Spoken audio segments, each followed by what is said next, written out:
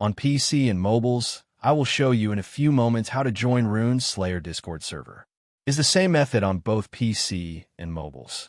For this, we will open a browser on your PC or mobile. Can be whichever. In my case, I will use Edge. Now click on the URL bar and type this URL to be able to join this Discord server.